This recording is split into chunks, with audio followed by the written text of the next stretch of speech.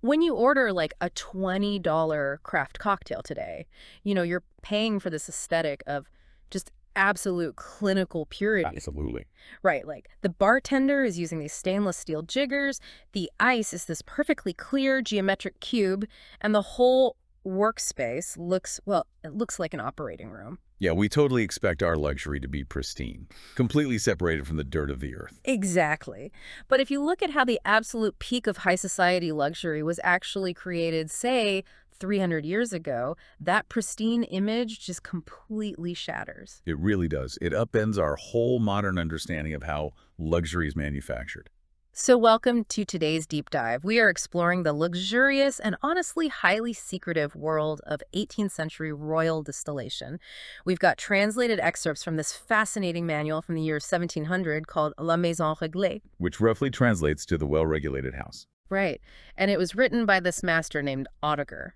Our mission today is to extract the brilliant and sometimes totally bizarre techniques he used to create high society spirits, medicinal waters, and flavor essences. Because in 1700, you have to understand, distillation wasn't just about making a strong drink. No, not at all. It was cutting-edge science. Yeah. It was medicine. It was this supreme status symbol reserved for the absolute peak of the aristocracy. Yeah, reading this 300-year-old text, it feels like finding the secret diary of like a celebrity mixologist. That's a great way to put it. And here's where it gets really interesting.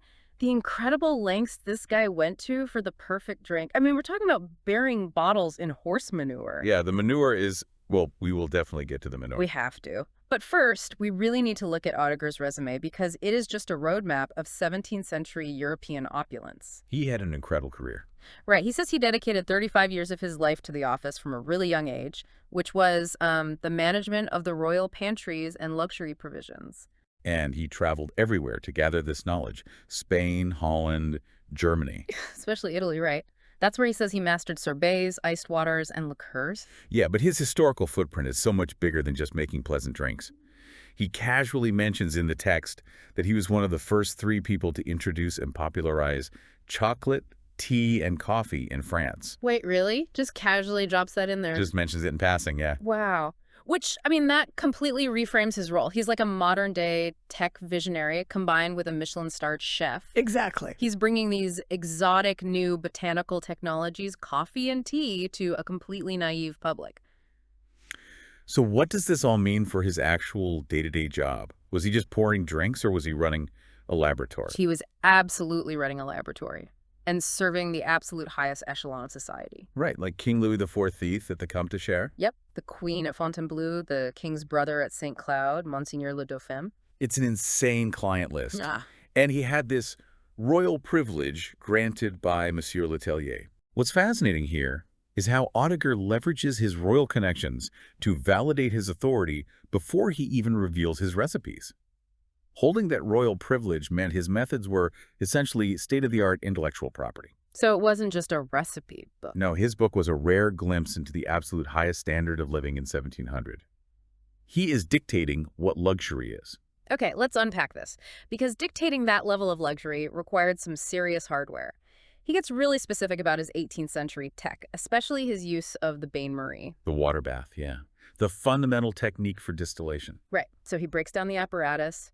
He uses a matras, which is this pear-shaped glass vessel, and then a Q-Kirby or chapelle for the lid. Which catches the vapor. Yeah.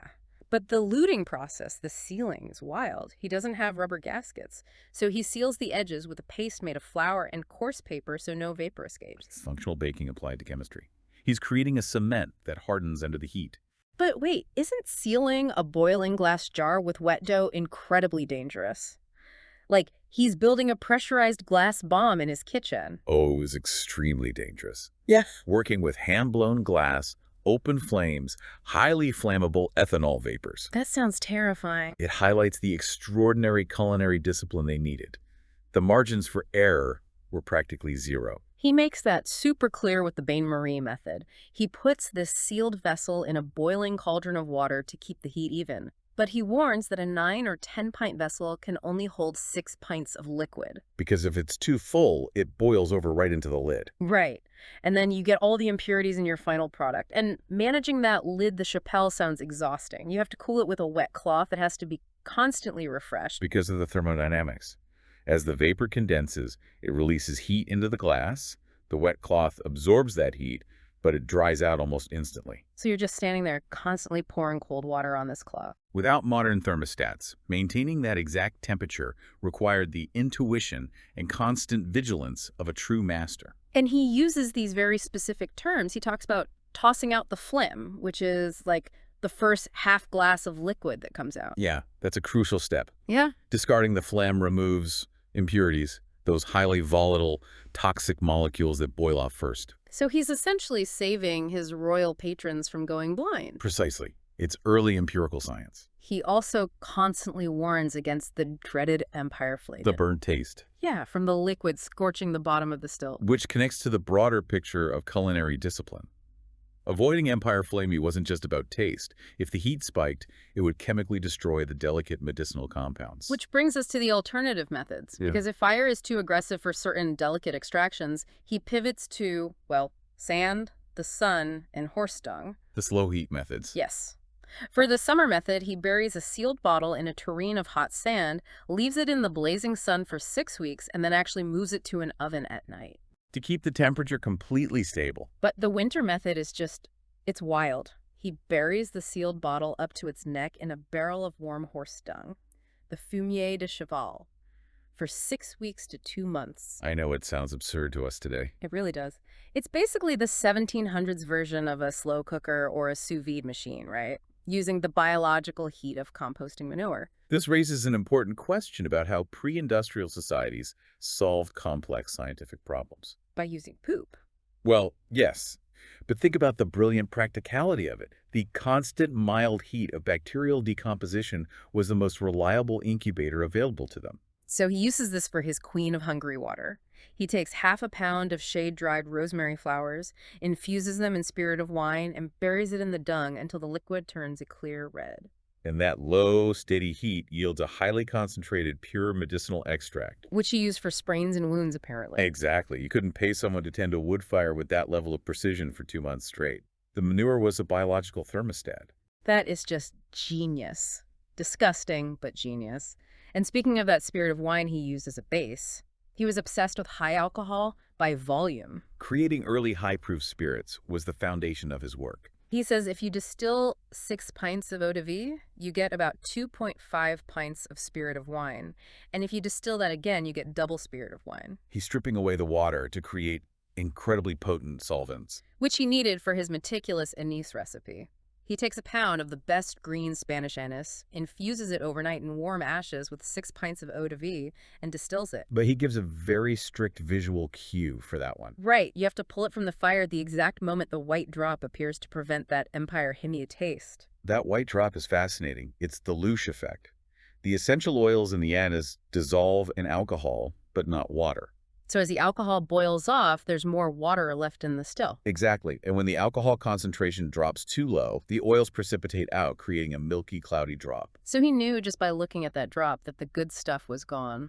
It signaled him to pull it instantly. Man, the intuition is unreal. But then he takes all this skill and creates these luxury concoctions like Rosoli, which just sounds, I don't know, a bit much. It was definitely a statement piece. He mixes water, spirit of wine, sugar, anise, and cinnamon essence, and then, get this, a tiny pinch of powdered sugar mixed with musk and ambergris. 2 of the most expensive biological substances on Earth. Right. Musk is a glandular secretion from an Asian deer, and ambergris is whale vomit. I mean, we use those in cologne today. Was this actually pleasant to drink, or was Oettinger just throwing in the most expensive ingredients imaginable to show off the wealth of his patrons? If we connect this to the bigger picture, you have to realize that in the 18th century, the line between perfume, medicine, and beverage was practically non-existent. Oh, really? They didn't separate them like we do. Not at all. And consuming rare, highly aromatic ingredients like musk and ambergris was a visceral display of global power and wealth. So it was just a massive flex. Exactly. Distilled into a single glass, you are literally swallowing your dominance over global trade routes. Wow. That really changes how you look at a luxury drink. It does. It shows the intense, hidden labor behind what they considered luxury. Which is really the takeaway for you listening to this today. When you sip a modern craft cocktail or use a high-end essential oil, You are participating in a lineage of precise, obsessive craftsmanship that Oettinger helps pioneer. The pristine aesthetic we enjoy hides all that chaotic, messy labor. Exactly. It reminds us that luxury has always required immense effort and intense scientific curiosity. From looting glass with flour paste to burying bottles in manure. Right, so we want to leave you with a lingering question to ponder.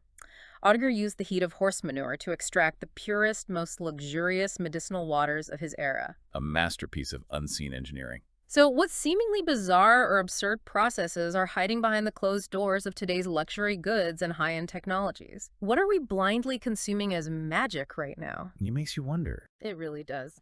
Thanks for joining us on this deep dive.